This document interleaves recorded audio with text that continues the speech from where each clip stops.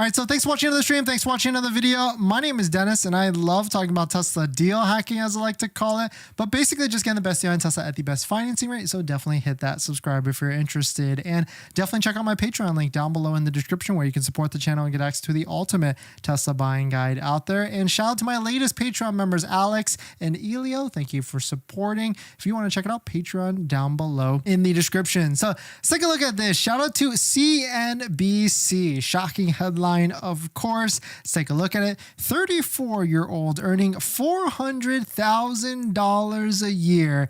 I regret buying a brand new Tesla. It was a huge mistake. A lot to unpack here because I can probably guess what is going on here because Tesla's pricing, you might have heard about it, has had tons of price changes throughout these past couple years. And that's kind of why we made this channel, because I don't really like how much that happens. And so we certainly wanted to take a look at it to see how we can try and get ahead of it to get the best deal on a Tesla, because electric vehicles, like all electric vehicles, are pretty expensive, including Teslas. So let's take a look at it. So, quote, after she got divorced in 2021, Sora Lee bought a brand new Tesla Model 3 for over $70,000. Wait a minute. Hold on a second. Were Teslas even that expensive in 2021? I know like Model Y was over like $20,000 or $70,000, but Tesla Model 3, I mean, maybe like a Model 3 Performance, but I can't tell from here if this is the Model 3 Performance.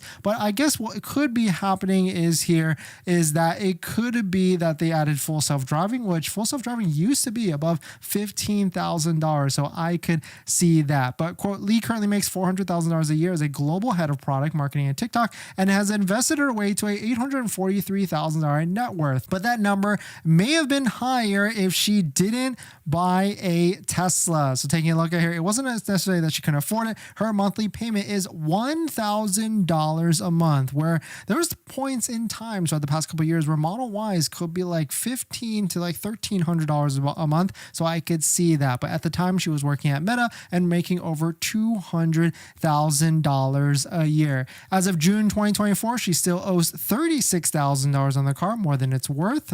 Yeah, way more than it's worth, especially if it's 2021 Model 3. Those are probably worth like under $20,000 now. Quote, I like the car, but I would have bought it used, or I would have thought about it a little bit more, because now that I'm paying for it and looking at my monthly statements more closely, $1,000 a month is a big deal. If I had put that into something else, I would have making more money in terms of my investment return. But that's kind of the thing. Like in that time period in 2021, a lot of things were pretty expensive. There wasn't really anything cheaper that you can buy. If anything, you could have gotten like a cheaper other vehicle, like a Honda at $500 a month, but in a high cost of living area like California, you're still going to be paying like $200 to $300 in gas. So it's not equaling all the way up to $1,000, but still, at the end of the day, it's still going to be an expensive vehicle, or any car payment is going to be an expensive vehicle. But really, this is kind of the same story for anybody that has bought a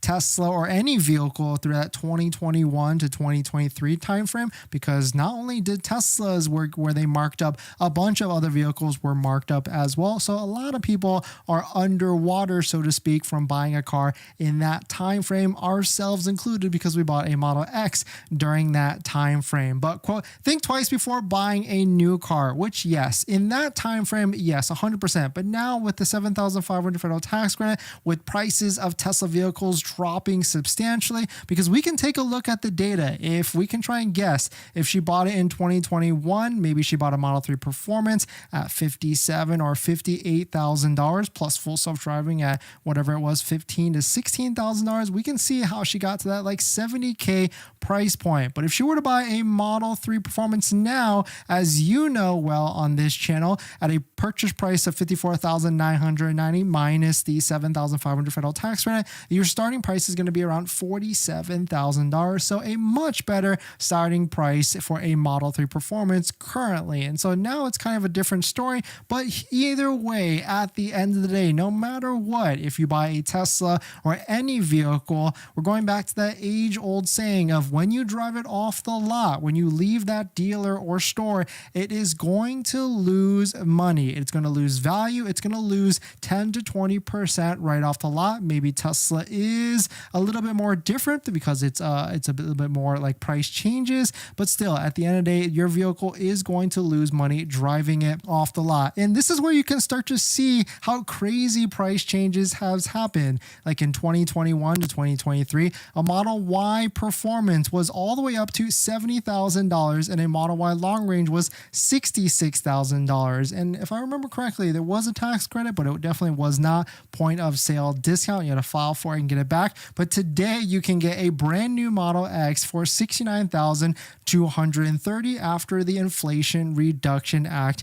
price. So would a lot of people regret buying in that time frame? Yes, the prices were higher 100%. Should you not buy a Tesla now? I mean, if you buy a Tesla now, you're going to lose money. So don't think you're going to make any sort of profit driving it off the lot and trying to flip it. Even the Cybertruck right now, if you try and buy it right now, you're not going to make that much money. You may make a couple $1,000s, but not really worth the risk of risking $100,000 off the top of it. But definitely some pretty interesting stuff. Let me know what your thoughts on it. I mean, right now there's deals all over the place. So don't even maybe take a look at some other vehicles as well, not just Tesla included, like this one. Shout out to Kyle for posting this. Kia in Colorado is doing $1,500 down with $200 a month for an EV6 long range lease, including all taxes and fees. Before you get all excited, Colorado is a different animal. Of course, it's a different state, and Colorado has a $5,000 incentive for people to buy EVs. So that's kind of how they're getting to this insane low payment of $200 a month at $1,500 down. But really, I mean, he's completely correct here. No Tesla is going to get you that low of a payment, all the way as low as $200 a month. But definitely some other stuff in terms of things that I've seen pretty cool out there. Here is our first Nardo Gray or PPF Dino Gray Model 3 Performance that actually has been wrapped. I mean, I kind of like the look of this. Let us know what you think on this look, that is for sure.